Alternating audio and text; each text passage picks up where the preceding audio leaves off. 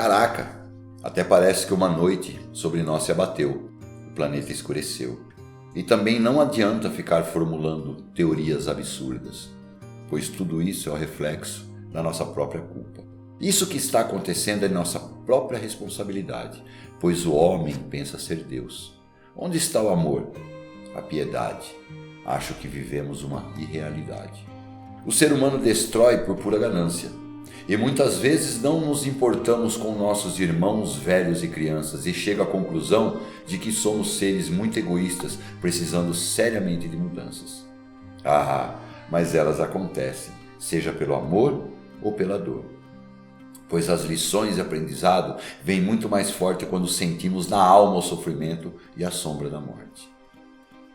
Até meu cãozinho está assustado, olhando para lá e para cá, procurando alguém para abanar o rabo. Risos. E como tudo passa, logo tudo volta à normalidade. Fique sossegado, meu amiguinho amado. E continuo pensando e faço a seguinte pergunta. O que faremos sobrevivendo?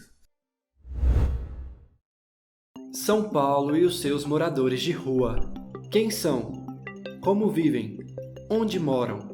Um diálogo invisível por Carlos Garcia e Ricardo Garcia. Episódio 2. A rua, a poesia, a fotografia, o diálogo invisível. Geostri Podcast. Olá, ouvinte. O meu nome é Fábio Martins e neste segundo episódio eu continuo a conversa com o fotógrafo Carlos Garcia e com o poeta Ricardo Garcia. Ricardo, eu quero começar com você. Me foi passada a informação e que eu gostaria que me confirmasse ou não, mas que, sobretudo, me falasse sobre o assunto, que é: você mora na rua por opção. É isso mesmo? O que te levou a morar na rua? Sim, é realidade, é uma verdade. E realmente eu optei porque eu acho que para se construir uma história, nós devemos estar in loco, no local onde a história está construída. Então, quando eu resolvi sair em busca desse sonho, quando eu saí, quando eu resolvi realmente buscar esse sonho, porque isso tudo que eu estou vivendo, eu estou no 3º capítulo de um sonho, que é o Diálogo Invisível. E eu tive a certeza aqui dentro do meu coração que eu não poderia estar enclausulado dentro de um apartamento, ou de uma casa, ou de um quartinho, ou de uma pensão, que seja, e indo para o meu local de trabalho. Eu deveria estar lá, mostrando quem eu sou, interagindo com as pessoas 24 horas por dia, que as pessoas vissem realmente como vive um artista de rua. Embora eu nunca, anteriormente, tivesse essa vivência de arte de rua. Então, quando eu, vamos dizer assim, chutei o pau da barraca, eu falei, não, eu vou vivenciar isso. Então, realmente, é uma escolha, é uma opção.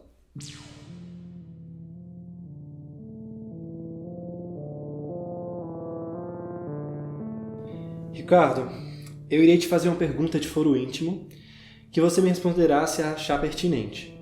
Você é um egresso do sistema prisional, correto? Sim. Você pode nos dizer por quanto tempo ficou preso e há quanto tempo está vivendo nas ruas e também há quanto tempo escreve poesia? E para terminar esse bloco de perguntas, o que a poesia causou dentro de você? Ela te salvou? Te amparou? Te ajudou? Qual a força dos versos em sua vida? Eu sempre fui um jovem muito, vamos dizer assim, impetuoso, eu estava sempre pilhado. Então a poesia, quando entrou na minha vida, entrou como uma forma de... É uma válvula, como se fosse uma panela de pressão. O que excedia em mim saía pela poesia. E devido a essa, vamos dizer assim, hiperatividade que eu tinha, eu acabei um pouco mais tarde me envolvendo com o lado negro da vida e acabei entrando na prisão. Foram 12 anos. Mas foi nesse período em que eu realmente senti a poesia me incorporar. Ela me incorporou, não eu incorporei ela. A poesia me trouxe para uma outra realidade interna, sentimental, sabe? E mudou minha vida. E nesse período que eu estive na prisão, aí a poesia começou a fazer parte da minha vida. Ricardo, me fale mais sobre os saraus que promove na Avenida Paulista e também os seus livros de poema, pois pelo que eu sei você participa de saraus, promove-os e também participa de coletâneas. Sarau Encontro Poético, olha, foi a melhor coisa que aconteceu na minha vida, velho, ali na Paulista. Um dia, 4 pessoas passaram por ali e viram o que eles viram. Não pararam para conversar comigo. E posteriormente eles foram lá e pararam para conversar comigo. E eu já estava pensando em fazer sarau. Eu já estava pensando em fazer algo, um movimento físico concreto ali. Aí chegou Stefano Virilo, a Jaqueline Lauer, que é uma grande pessoa, o Amaury Lava e o Elvis Alida. Meus 4 anjos. A gente combinou, vamos fazer um sarau, vamos fazer e tal. Quando vai ser? Vamos fazer no último domingo do mês. E assim nós começamos. E a gente começou a fazer esse sarau. E cara, foi 1 ano e pouco de sarau. De saraus. Né? E depois desse 1 ano e pouco de saraus veio o quê? Essa pandemia. E quando a pandemia chegou em março, lockdown, aquela coisa, fecha tudo. Eu fui para Bauru, porque eu não sabia o que ia ser da Paulista. E nesse período que eu estive em Bauru, nasceu a antologia e nasceu o Da Ilha da Poesia, que é meu primeiro, com o Giovanni Miguez, do Rio de Janeiro, que é um grande amigo, uma pessoa que me ajuda muito, uma pessoa maravilhosa, que eu não conheço pessoalmente, mas eu vou ter esse prazer. Então é a antologia do Encontro Poético. Né? Então o sarau foi uma das melhores coisas que aconteceu na minha vida. Bom, agora eu volto a falar com Carlos Garcia. Carlos, nós já falamos de sua aproximação com a fotografia, com os moradores de rua, artistas de rua, com o Ricardo especialmente. Agora quero que nos diga sobre o que resultou isso tudo. Quero que nos diga sobre o livro Diálogos Invisíveis, que é o resultado desses caminhos andados por você. Diálogo Invisível é uma gratíssima surpresa. Surpresa pelo fato de nasceu na rua, nasceu da rua, e espero que ele atenda as pessoas, né, no que eu gostaria. Ele nasceu na rua porque, quando fui fazer, que me instigou a fazer esse projeto, foram 2 perguntas. Uma foi em 2016, setembro de 2016, quando eu cheguei na Paulista pela Consolação, e falei, decidi descer, era um domingo, caminhando, estava sol bonito. Aí olhei, vejo uma menina dançando, frenética e animadíssima, feliz. Fui em direção. Fiz um clique tirei a câmera, fiz um clique dela, guardei a câmera e fiquei olhando e dei sinal para ela que queria falar com ela depois que parasse a música. Que parou a música, fui para ela e falei, olha, eu fiz uma foto sua e tal. Sabia que ela era a pessoa que morava na rua. Aí eu fiz as perguntas. Não vou contar a resposta por uma razão simples. É muito difícil. Como uma pessoa que passou por tudo aquilo, ainda assim morando na rua, a música que ela gosta tocava ela de tal forma que ela era feliz, que ela estava feliz, alegre, divertida. Aí fui embora, agradeci, fui embora pela Paulista fora, e eu desci, mas aquela pergunta sempre na minha cabeça, que é a segunda pergunta, o que eu faço com isso? A primeira era, uma menina nessa situação, passou por tudo, com a música que ela gosta, ela consegue ser feliz, alegre, divertida. E a outra era, o que eu faço com isso? Eu não soube responder. Eu não soube responder por uns 2 meses, 3 depois. Aí que e voltando na Paulista todos os domingos, até ter o desenho de que fazer. Aí entrou o livro, foi quando eu conheci. A ideia do livro, ela nasce em 2019, quando eu conheci o André Ricardo, o poeta da Paulista. O Diálogo Invisível até então tinha a fotografia que não tinha ninguém conversando com ela, tem agora o poema. Então era o diálogo dela com ela e o poema sem uma imagem. Então juntamos essa coisa para ter o diálogo invisível. Diálogo invisível, mas muita gente entende, é porque o morador de rua é uma pessoa invisível. Infelizmente.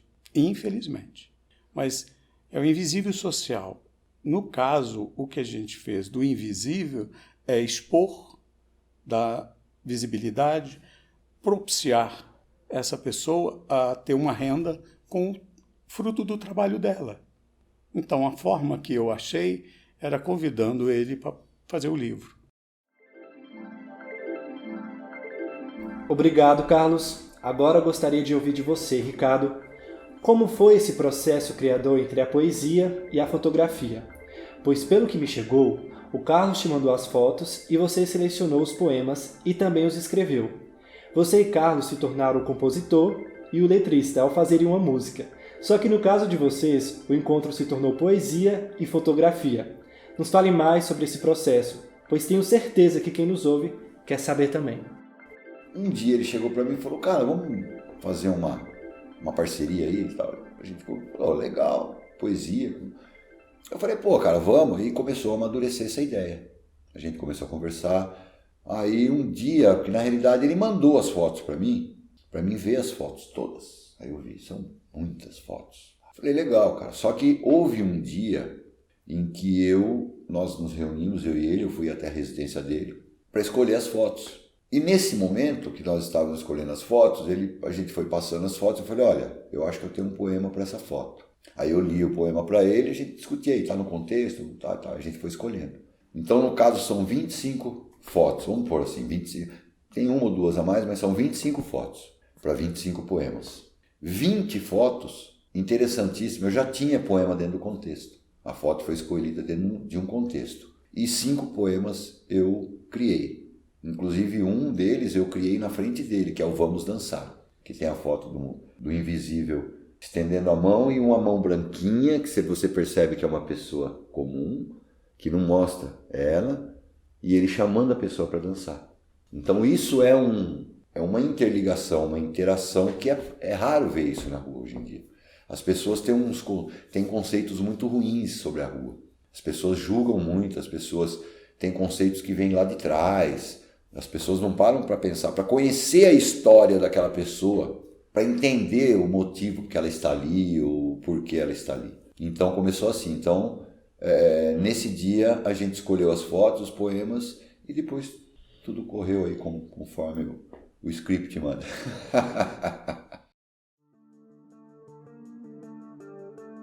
Ricardo, uma última pergunta. Como você vê essa questão dos moradores de rua? E o que poderia ser feito para estancar essa situação?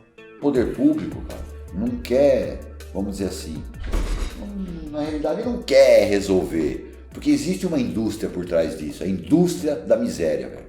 Tem muita gente que ganha dinheiro com morador de rua, e ganha muito dinheiro, começando pelo poder público oficial, que rola muito dinheiro dos albergues, assistência, e pro morador não chega nada, velho. Só chega o básico do básico.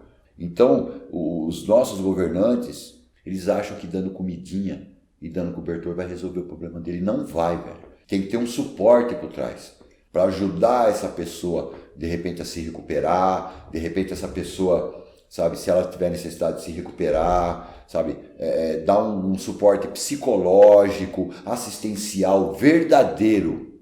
E isso não acontece. Isso não acontece. É só de boca para fora. É só demagogia. E eu, como estou na rua hoje por opção, eu vejo tudo isso claramente, velho. Claramente. Com essa resposta, chegamos ao fim do segundo episódio de São Paulo e os seus moradores de rua. Quem são, como vivem, onde moram. Nele você ouviu Carlos Garcia e Ricardo Garcia falarem sobre a rua, a poesia, a fotografia, o diálogo invisível. Diálogo esse que resultou em uma obra publicada. Se quiser saber mais, a obra está disponível no site da Giostre, giostreeditora.com.br. Até mais! Giostre Podcast. Apresentação: Fábio Martins. Entrevistados: Carlos Garcia e Ricardo Garcia. Roteiro: Alex Giostre. Produção de estúdio: Éder Pires. Coordenação de roteiro: Lucas Giannini. Estagiário: Gustavo Macedo. Realização: Giostre Produções Artísticas Limitada. Podcast gravado nos estúdios Giostre, em São Paulo, na Bela Vista.